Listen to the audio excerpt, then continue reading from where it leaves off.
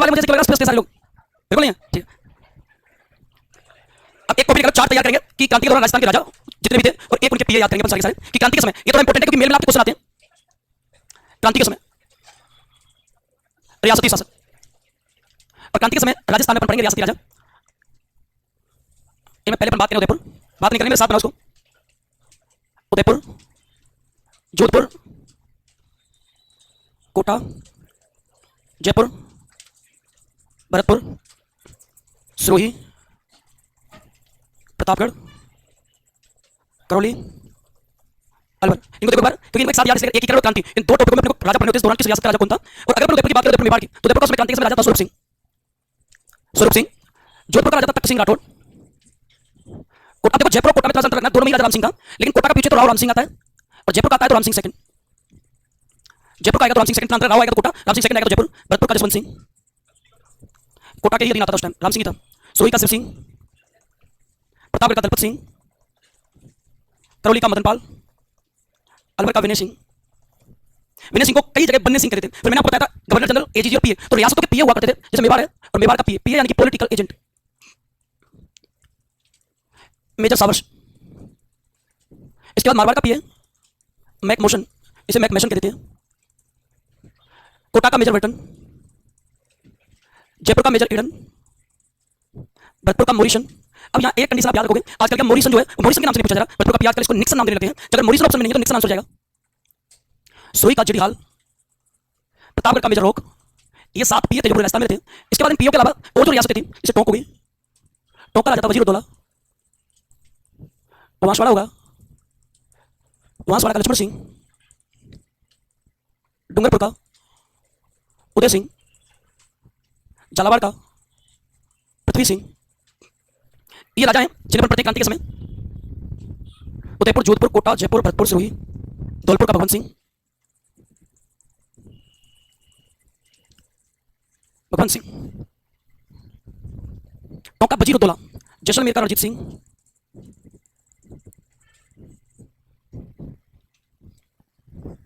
जब 15 रियासतों के राजा को याद करने यही काम आएंगे। अब राजा लिखा कर छोड़ देते, मैं आपको सामंत को लिखाऊंगा क्योंकि राजाओं के क्वेश्चन नहीं आ रहा, सामंत के क्वेश्चन आ रहे कि जो क्रांति थी उसमें सामंत कौन थे, कौन सी जगह का कौन सा सामंत था। जिनमें 4 सामंत ऐसे जिनके पेपर में क्वेश्चन आते हैं सबसे ज्यादा। वजीरुद्दौला, दो नाम आते हैं, अजीतुद्दौला, वजीरुद्दौला। अजीतुद्दौला एकीकरण के समय और वजीरुद्दौला क्रांति के समय।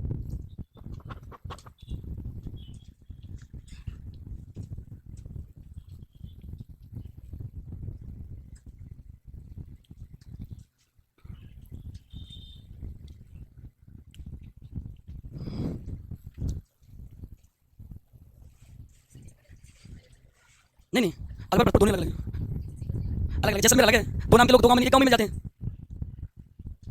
चले आगे तो क्रम में लगभग 15 रियासतों के राजा को याद करें। रियासतों के राजा लगभग आपको सोच के मिल जाएंगे, सामंतों के नाम आपको सोच के नहीं मिलते। मैं आपको सामंतों के नाम याद करवाऊंगा तो पेपर के लिए सामंत इंपोर्टेंट है राजाओं से ज्यादा। पीए 7 में सारे पीए काम आएंगे, 3 पीए काम आएंगे बस, लेकिन आपको याद होना चाहिए पीए का, क्योंकि मेरे में आपके क्वेश्चन यही से उठाए जाएंगे सारे। बन गया क्या? अब मुझे बात बताओ, उदयपुर का राजा कौन है भाई? पीए कौन है? जोधपुर का राजा पीए कौन है? कोटा का राजा पीए कौन था? जयपुर का राजा पीए कौन है? भरतपुर का राजा पीए कौन है? सिरोही का राजा पीए कौन है? प्रतापगढ़ का राजा पीए कौन है? करौली का राजा, अलवर का राजा, टोंक का राजा, बांसवाड़ा का राजा, डूंगरपुर का राजा, झालावाड़ का राजा, धौलपुर का राजा, जैसलमेर का राजा। अब इसके बाद हमारा सेकंड स्टेप आता है सामंत, राजस्थान के। तो देखो साथ ही बनाएंगे राजस्थान के सामंत जागीरदार। सामंत जागीरदार की बात करें, पहला आता सलूमर, कोठारिया, बेदला, गुलर, अशोपा, शापरा, निम्माहेड़ा, पलोद, कुशलगढ़। ये ठिकाने हैं। ये ठिकाने बनाने का इसलिए टारगेट है क्योंकि ठिकानेदारों को क्वेश्चन आ जाता है पेपर क्रांति से संबंधित। शलूमर का ठिकानेदार था केसरी सिंह, ठिकानेदार केसरी सिंह। क्या देखो वो है, लेकिन 16 सलूमर सबसे पहले नंबर आता है, बिजोली आता है उनमें से। अब ये तो कुछ तो ऐसे मारवाड़ के हैं, मेवाड़ के तो पहले 3 लिखा है मैंने, एक सापरा आएगा नीचे, सापरा निम्माहेड़ा, पलोद, टोंक का है, कुशलगढ़ भी बागड़ क्षेत्र का है, हमीर सिंह का यहाँ का। तो ठिकानेदार केसरी सिंह। कोठारिया का ठिकानेदार था जोध सिंह, बेदला का ठिकानेदार भक्त सिंह, आसोपा का ठिकानेदार शिवनाथ सिंह, शापरा का ठिकानेदार लक्ष्मण सिंह, निम्माहेड़ा का ठिकानेदार अहमद यार, पलोद का मोइनुद्दीन और कुशलगढ़ का हमीर सिंह। यहाँ जो एक चीज मैं इंपॉर्टेंट बताने वाला हूं, इसमें से एक व्यक्ति ऐसा जिसने तात्या टोपे को शरण दी थी, जिसको तात्या टोपे ने तात्या टोपे को जिसने शरण दी है, क्वेश्चन पटवारी ग्राम सेवक 2 में आ चुका है। ये सलूमर का केसरी सिंह, एक है आउवा के ठाकुर कुशाल सिंह चंपावत को किसने शरण दी, तो कोटालिया के जोत सिंह ने। इन सबसे बड़े क्वेश्चन है कि पेशवा कौन सा बताया था मैंने, नाना साहब। नाना साहब राजस्थान आए थे, ये बहुत कम जगह पर मिलता है कि नाना साहब पेशवा आए थे राजस्थान में, तो नाना साहब को किस व्यक्ति द्वारा शरण दी गई थी राजस्थान में, जोत सिंह द्वारा। तो नाना साहब का क्वेश्चन बहुत कम मिलता है, तो ध्यान रखेंगे। इन्होंने पेशवा नाना साहब और आउवा ठाकुर कुशाल सिंह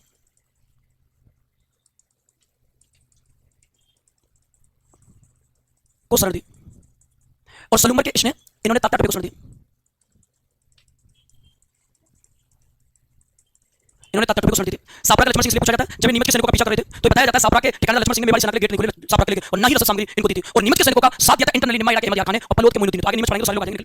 ये ठिकाने जो आपको याद करने, जिनमें इंपोर्टेंट सापरा का लक्ष्मण सिंह, कोटालिया का जोत सिंह और सलूमर का केसरी सिंह, और जो बख्त सिंह है बेदला का, ये मेरे साबस के साथ गया था नीमच में विद्रोह का दमन करने। थोड़ा लंबा टॉपिक इतनी जल्दी करते हैं, इसमें भाग ही नहीं सकते। बन गया, चले आगे। तो सबसे पहले सलूमर का ठिकानेदार कौन था, केसरी सिंह। कोटालिया का कौन था, जोत सिंह। बेदला का कौन था, भक्त सिंह। आसोपा का कौन था, शिवनाथ सिंह। छापरा का कौन था, लक्ष्मण सिंह। निम्मा इलाका कौन है, अहमद खान। पलोद का कौन है, मोइनुद्दीन। और कुशलगढ़ का कौन है, हमीर सिंह। अब इसके बाद और क्या फैक्ट रह जाता है, देखो इसके बाद एक और कंडीशन आती है, राजस्थान में सैनिक छावनी। और क्रांति के समय राजस्थान में सैनिक छावनी, आपसे पूछा जाए क्रांति के समय राजस्थान में सैनिक छावनियां, और राजस्थान में जो सैनिक छावनियां थी वो थी 6। इनको अपन याद करते हैं, इनको याद करते ट्रिक लेते हैं अपन, जो ट्रिक यूज करते हैं, एनीना ब्याह देख है, एनीना ब्याह देख है। इसका जब भी ऑपरेशन करते हैं तो एक विस्तार से ले लो आप, एनीना लिखो एक बार इसको, देखे इसको ऑपरेशन करेंगे तो सबसे पहले ए से एरनपुरा, एरनपुरा छावनी। एरनपुरा छावनी के दो फैक्ट हैं। एरनपुरा नाम की जगह वर्तमान में कहां है, एरनपुरा वर्तमान में पाली में। और प्रारंभ में जब क्रांति थी ये किस जगह के दिन आती थी, तो प्रारंभ में आती थी एरनपुरा मारवाड़ में। अब दो चीज अलग अलग है, यानी एरनपुरा नाम की जगह वर्तमान में पाली में, प्रारंभ में मारवाड़ में थी। नीचे बनता है नीमच छावनी। नीमच की बात करें तो नीमच वर्तमान में है एमपी में। क्या हो गया, क्या हो गया, प्रारंभ में मारवाड़, मेवाड़। ना से बनता है नशीराबाद, ये अजमेर। ब्याह से ब्यावर, ये कुछ जिला बन गया है। देश से देवली, और कैसे बनेगा खैरवाड़ा। ये सारे के सारे अलग अलग हैं, लेकिन इस दौरान सैनिक छावनी तो ठीक है, लेकिन सैनिक टुकड़ियां भी बनाई गई थी। सैनिक टुकड़ियां, सैनिक टुकड़ी थोड़ी और ज्यादा इंपॉर्टेंट है। एक सैनिक टुकड़ी बनाई गई थी मेरवाड़ा बटालियन। मेरवाड़ा बटालियन का सबसे पहले इंपॉर्टेंट क्वेश्चन कब बनाई गई और कहां मुख्यालय था, दो टाइप के क्वेश्चन आते हैं। दूसरी आती है Shekhawati brigade, Shekhawati brigade.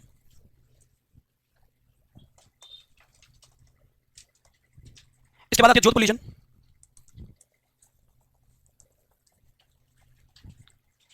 Jodhpur legion. चार है, अपने तीन की जगह तीन को अपने लिखा है। मेरवाड़ा बटालियन जो है इसका समय कि कब बनाई गई, तो 1822 में। आपसे पूछा जाएगा इसका मुख्यालय, और मेरवाड़ा बटालियन का मुख्यालय बनाया गया था ब्यावर, ब्यावर में। शेखावाटी ब्रिगेड की बात करें तो बनाई गई थी 1835 में, और इसका मुख्यालय है वो झुंझुनू, झुंझुनू में बनाया गया था।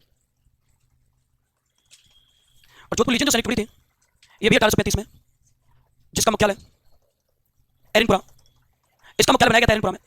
ये इसके अलावा एक रह जाती है मेवाड़ भीलपुर, जो 1841 में बनाई थी, इसका मुख्यालय था खेरवाड़ा। तो चार छावनियां अपन पढ़ते हैं, और चार छावनियों में यानी राजस्थान में जो कार्यरत छावनियां थी वो 6 छावनियां बताई जाती हैं। मेवाड़ भीलपुर, और मेवाड़ भीलपुर की बात करें 1841, और इसका मुख्यालय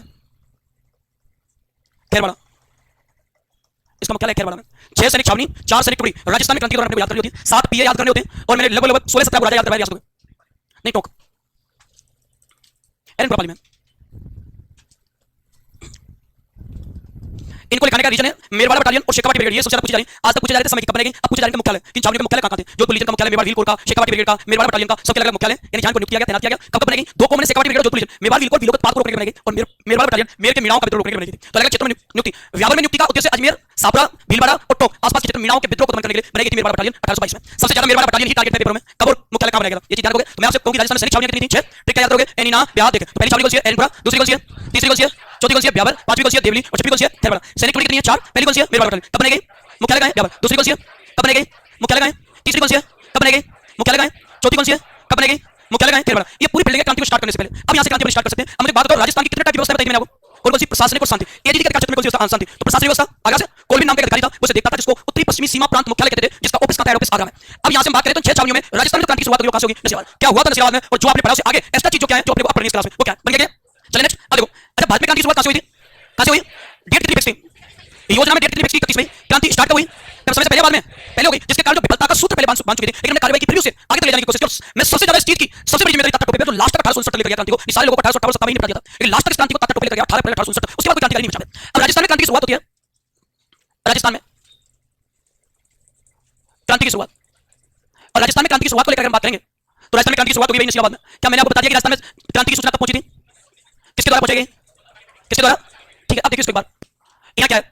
एजीजी का मुख्यालय कहां था? अजमेर। अंग्रेजों का राजस्थान में केंद्र बिंदु था अजमेर। वहां बैठता था एजीजी, पूरा राजस्थान नियंत्रण करता था। और जैसे क्रांति हुई तो गवर्नर जनरल को तबादला लॉर्ड कैनिंग ने एजीजी पैट्रिक लॉरेंस को पत्र लिखा, उसमें कहा पैट्रिक लॉरेंस अजमेर की सुरक्षा बढ़ा दो। दिल्ली में जो हुआ है वो अजमेर में नहीं होना चाहिए, क्योंकि भारत का दिल है दिल्ली। तुम दिल्ली में जो खोज के वो भारत का दिल कहते हैं अजमेर को, अजमेर में नहीं होना चाहिए। तो जितने सैनिक तुझे चाहिए उतने बुला ले, लेकिन अजमेर में से कुछ भी नहीं होना चाहिए, इधर उधर नहीं होना चाहिए, अजमेर की सुरक्षा बढ़ाओ। अभी जो अजमेर है, इस अजमेर को लेकर मैं बात करूंगी तो बताया जाता है अजमेर में सैनिक टुकड़ी कार्य 15 भी नहीं, और आज से नहीं बहुत टाइम से 15 भी नहीं सैनिक टुकड़ी तैनात थी, लेकिन इसमें सारे लोग भारतीय थे और क्रांति भारतीय लोग करते करेंगे। तो कहने का जितने भारतीय सैनिक हैं उन्हें अजमेर से दूर भेज दो, क्योंकि अजमेर हमारे पास रहा तो लास्ट तक क्रांति को अपने हाथ से नहीं जाने देंगे। इसलिए अजमेर का बचना जरूरी है। अजमेर हमारे हाथ से निकल गया तो राजस्थान का नियंत्रण हाथ से निकल जाएगा। इसलिए इसने क्या किया? पैट्रिक लॉरेंस ने क्या किया? 15 भी सैनिक टुकड़ी को अजमेर से निकाला और भेज दिया नसीबाबाद।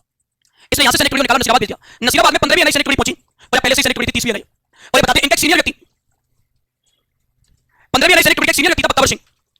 और ये बताते सीनियर इसलिए था क्योंकि ये सबसे ज्यादा बुजुर्ग था और लीडर थे मालो सैनिक टुकड़ी का। अब यहां कंडीशन क्या बनती है? 15 भी सैनिक अचानक आई तो 15 भी सैनिकों को शक हो गया, कोई कुछ घबरा है, कुछ तो बात है। पहली बार इतने सालों से हम सेवा करते आ रहे हैं, इतने सालों से मेरी सुरक्षा करते आ रहे हैं, सुरक्षा करते आ रहे हैं, आज मैं अचानक से कैसे ट्रांसफर किया? शक हुआ। लेकिन तभी अजमेर में एजीजी बैठता था पैट्रिक लॉरेंस, और पैट्रिक लॉरेंस ने नसीबाबाद में छावनी का शक हो गया, और नसीबाबाद में अंग्रेज अधिकारी था अबोट प्रचार, एक अधिकारी था प्रचार, और प्रचार को नाम देते प्रचार, यानी प्रचार या प्रचार नाम का अंग्रेज अधिकारी था। पैट्रिक लॉरेंस ने इसको कहा कि मंगल पांडे की जो घटनाक्रम है वो दोहराया जा सकता है, इसलिए हमारी सुरक्षा जरूरी है, हम पहले इंतजाम करें तो ही फायदा है। और इंतजाम करने के लिए आप एक काम कीजिए, नसीबाबाद में 2 सैनिक टुकड़ी होगी, संख्या बढ़ गई है, आप जितने भारतीय सैनिक सब हथियार जब्त कर लो, क्योंकि हथियार नहीं लेंगे तो भारतीय सैनिकों में हिम्मत नहीं, क्रांति करते विद्रोह करते, हथियार नहीं होंगे तो कभी नहीं कर सकते। तो जितने भारतीय सैनिक सब हथियार जब्त कर लो। तो प्रचार ने भारतीय सैनिकों के हथियार जब्त कर लिया, और हथियार को जब्त करके जमा कर लिया। ये पहली बार हुआ सब कुछ, यहां से ट्रांसफर होना, हथियार जब्त करना, ये पहली बार हुआ सैनिकों के साथ। और जब ये पहली बार हुआ तो इस चीज पर सैनिकों को शक हुआ, सारे लोग इकट्ठे होकर इनके पास आए, इनके पास बख्तावर सिंह से कहे कि आप लीडर हो, आप हमारे सबसे योग्य व्यक्ति, सबसे सीनियर हो, हमें जवाब चाहिए, हमारे हथियार क्यों जब्त किए गए? तुम चाहते आप जाइए, हमारी तरफ से प्रतिनिधि बनकर प्रचार से पूछिए हथियार जब्त करने का क्या रीजन है, हमारे हथियार क्यों जब्त किए गए? सैनिक के पास हथियार नहीं है तो सैनिक हो ही नहीं सकता, सैनिक के पास हथियार नहीं है तो सेना में रखा क्यों? हमें निकाल दीजिए, हथियारों के नाम सैनिक होते ही नहीं, लगते नहीं सैनिक। तो बताते कि बख्तावर सिंह सैनिकों की इस बात लेकर प्रचार के पास पहुंचा, और जहां पहुंचा प्रचार के पास ऑफिस का प्रचार का छावनी में, तो प्रचार के अंदर जाता ऑफिस में जाकर बख्तावर सिंह कहता है मुझे जानना है, मेरे लोग मुझसे पूछ रहे हैं कि हथियार जब्त करने का रीजन क्या है, बिना रीजन के हथियार जब्त क्यों किया, क्या कारण है, क्या हथियार जब्त कर लिए? ये सुनने के बाद प्रचार ने कोई जवाब नहीं दिया। बख्तावर सिंह ने 2 कदम और बढ़े और आगे कहता मुझे जवाब चाहिए, लोग जवाब मांग रहे हैं, मेरे सैनिक जवाब मांग रहे हैं कि क्या रीजन है कि आपने हथियार जब्त किए, क्या कारण है इसका, और केवल भारतीयों के किए। प्रचार ने कोई जवाब नहीं दिया।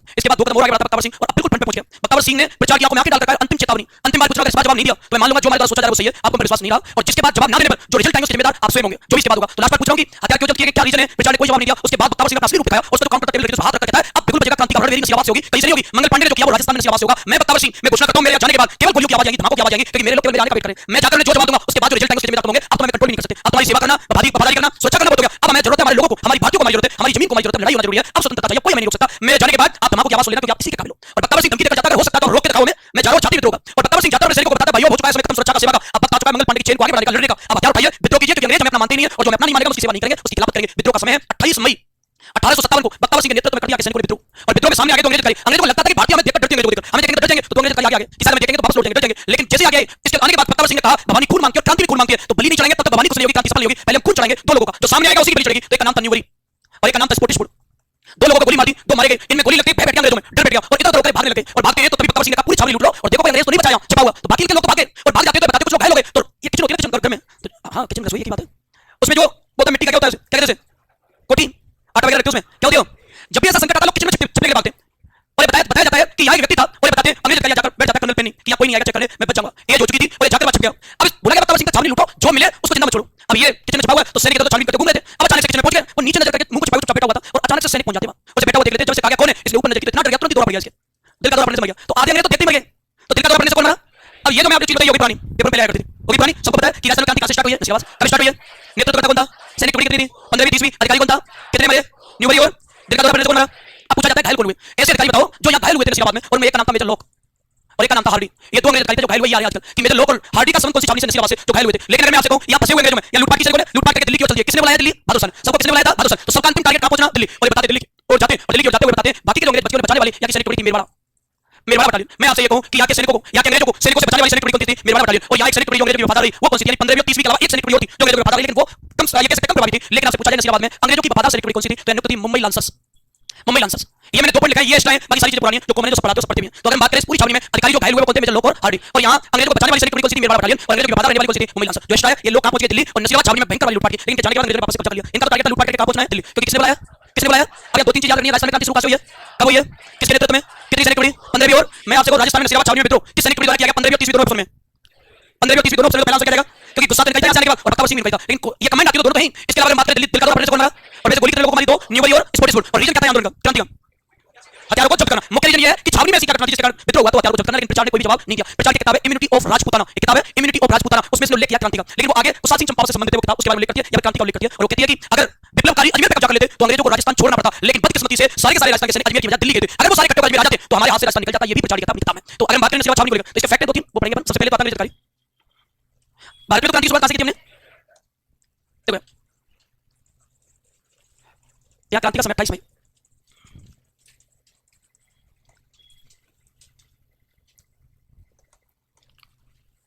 या अंग्रेज अधिकारी प्रचार या पिछाड़,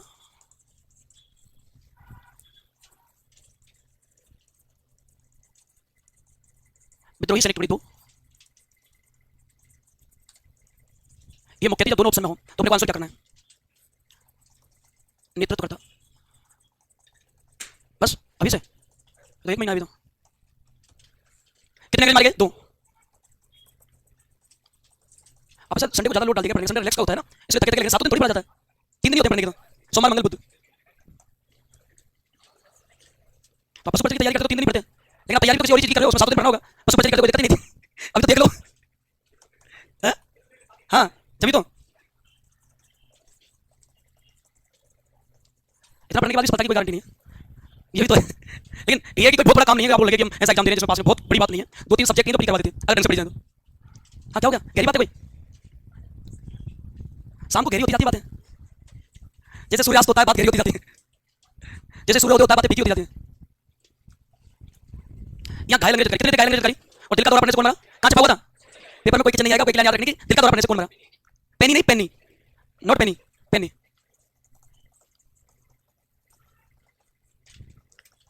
मेजर लॉक, पहले लॉक होते थे यहाँ और हार्डी,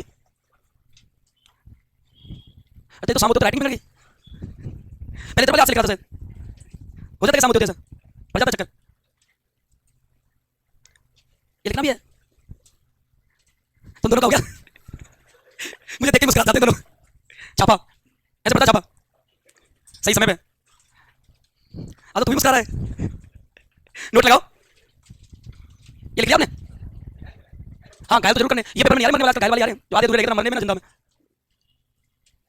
बोले क्या में बोले बताओ, हार्डी मेजर लॉक और हार्डी, एक नोट लगाओ, नोट में लिखना यहां अंग्रेजों की वफादार सैनिक टुकड़ी मुंबई लांसर्स, लांसर्स थी मुंबई, लिखूं मुंबई लांसर्स थी, और यहां अंग्रेज अधिकारियों को, और यहां अंग्रेज अधिकारियों को बचाने वाली सैनिक टुकड़ी मेरवाड़ा बटालियन, यहां अंग्रेजों को बचाने वाली सैनिक टुकड़ी मेरवाड़ा बटालियन थी। हथियार को जब्त ना करवाए तो काम चल जाएगा, अपने को पॉइंट पता है, यही फैक्ट है ना, कोई जरूरी नहीं जब्ती करवानी पड़े। अब ये नसीबात हो गई, दिल का दौरा पड़ने से कौन मरा, कर्नल पेनी, वो लिखेंगे नोट लगाओ एक और, यहां दिल का दौरा पड़ने से मरने वाला अंग्रेज अधिकारी कर्नल पेनी था,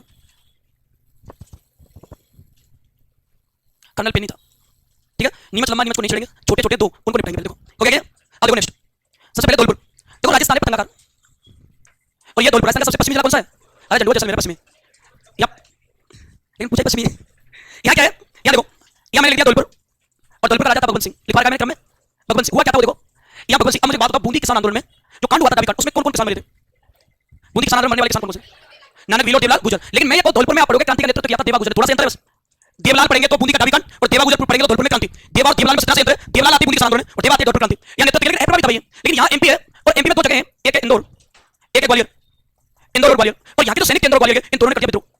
विद्रोह करने के बाद सब लोग कहां जाते थे, दिल्ली, किधर जाना था सबको दिल्ली, और ये ग्वालियर इंदौर में विद्रोह करके यहाँ के सैनिक दिल्ली जा रहे थे, और दिल्ली जाते जाते रास्ते में कांटे गए, और धौलपुर इंट्री क्या करते थे विद्रोह, इंदौर ग्वालियर के सैनिक, और इनका लीडर जो थे उनका नाम था रामचंद्र और हीरालाल।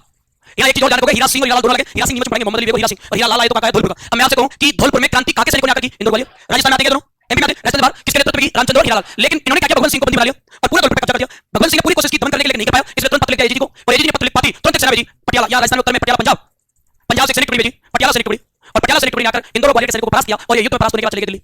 अब यार पूरे पूरे इंसिडेंट एक घटना क्वेश्चन बनता है, राजस्थान का एकमात्र ऐसा क्रांति स्थल जब विद्रोह करने वाले भी बाहर से आए और दमन करने वाले भी बाहर से आए, पटियाला से पंजाब से, वो एकमात्र जगह कौन सी थी? दल कौन सी मानी जाएगी? तो राजस्थान का एकमात्र क्रांति स्थल जब विद्रोह करने वाले सैनिक भी बाहर से आए और विद्रोह का दमन करने वाले बाहर से आए, दोनों में कौन सा जाएगा? दल। बस इतनी सी बात है, 3-4 पॉइंट है। दल पर विद्रोह। बताओ क्रांति के समय दल पर शासक।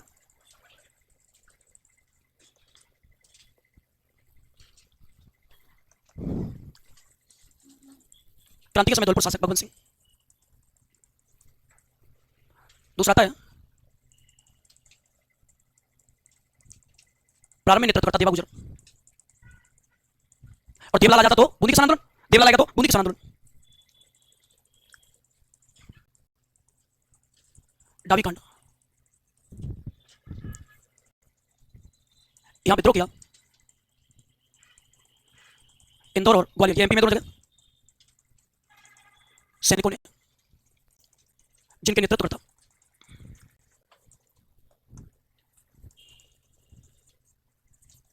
रामचंद्र हीरालाल। अच्छा, दमन करने वाले सैनिक कहां से आई? पटियाला।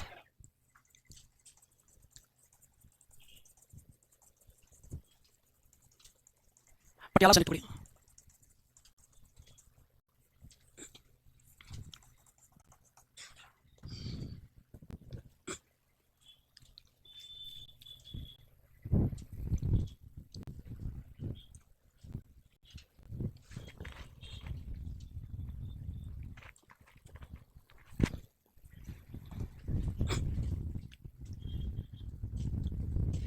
चले नोट में, पहुंचे नोट में, नोट पे लिखना। क्या हो गया? तबीयत खराब हो गई? कोई ना, छुट्टी होने वाली है, चले जाएंगे। आप साथ आए? ठीक है, कोई नहीं। नोट पे लिखना, राजस्थान का एकमात्र क्रांति स्थल, नोट में, राजस्थान का एकमात्र क्रांति स्थल जिसमें विद्रोह करने वाले सैनिक, जिसमें विद्रोह करने वाले सैनिक बाहर से आए और दमन करने वाले सैनिक भी बाहर से आए। विद्रोह करने वाले सैनिक भी बाहर से आए और विद्रोह करने वाले सैनिक भी बाहर से आए।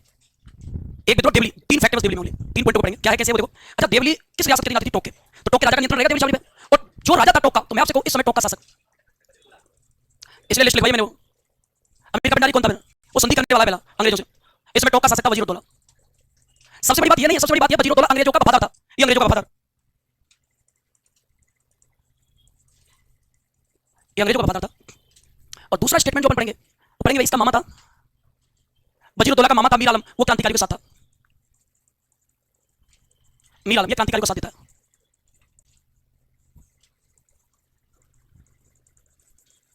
इसने क्रांतिकारी को साथ दिया। ये आप ध्यान रखोगे, ये जो व्यक्ति था इसने क्रांतिकारी को साथ दिया। अब दोनों चीजें लगे कि टोक विद्रोह में, देवली विद्रोह में अंग्रेजों का साथ किसने दिया? राजा ने। उसका मामा था मीर आलम, वो क्रांतिकारी को साथ देता है। लेकिन इससे भी इंपॉर्टेंट एक और बात, यहां तात्या टोपे आए थे देवली में, तो तात्या टोपे की मदद किसने की? नासिर मोहम्मद खान ने। वो इंपॉर्टेंट है। तात्या टोपे की मदद की नासिर मोहम्मद खान ने। तात्या टोपे की मदद की थी नासिर मोहम्मद खान ने। लेकिन इसके सारे के सारे पूरे के पूरे पैटर्न में एक लाइन इंपॉर्टेंट है, नाटक है आजमाइश। वो याद करना ही करना है, आजमाइश नाटक है। अब्दुल मुजीद ने उस नाटक में लिखा राजस्थान का एकमात्र ऐसा विद्रोह स्थल, राजस्थान का एकमात्र विद्रोह स्थल जिसमें पुरुष नहीं महिलाओं ने भाग लिया था, वो देवली था, टोक था। एक नाटक बताया आजमाइश नाटक।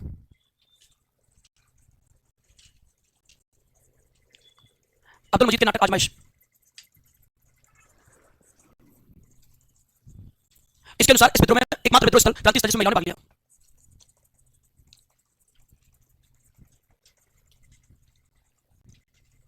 विद्रोह स्थल जिसमें महिलाओं ने भाग लिया, जिसमें महिलाओं ने भाग लिया। तो एकमात्र ऐसा विद्रोह आपको याद रखना है जिसमें महिलाएं भाग लेती हैं, देवली का। अब आपका देखो नीमच, कोटा, एरनपुरा और तात्या टोपे 4 फैक्ट बचे होंगे।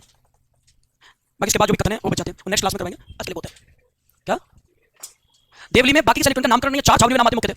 इसमें जो पूरे में घूमती रहती, बंगाल की थी इन्फेंट्री, वो घूमती रहती थी सारी छावनी में। बाकी स्थायी तो 4 ही थी जो रहती थी, एरनपुरा में, झुंझुनू में और खेरवाड़ा में, और एक बाबर स्थायी वही रहेंगे। ये यहाँ के देवली के, देवली तो गए थे, नीमच के भी देवली के, सारी छावनी में सारे देवली की तरफ गए थे, इसलिए विद्रोह हो गया। सारे लोग देवली के छावनी में, नीमच के पहुंच जाते हैं, नीमच वाले विद्रोह करते जाके। तभी मैंने कहा वजीरुद्दौला ने क्रांतिकारी को साथ दिया, तो नीमच के गए थे यहाँ से, यानी मेवाड़ छोड़कर देवली गए थे। पहले तो निम्मा, एड़ा, चित्तौड़गढ़, पलोद, सापरा से क्रॉस करते हुए गए थे। तभी तो मेरे पास सापरा के गेट नहीं खोले थे। ठीक है, तो एक नाटक याद करना कौन सा है? आजमाइश। अब जाने का टाइम हो गया, याद करना तो छोड़ो, तो गलत दिख रहा है ना।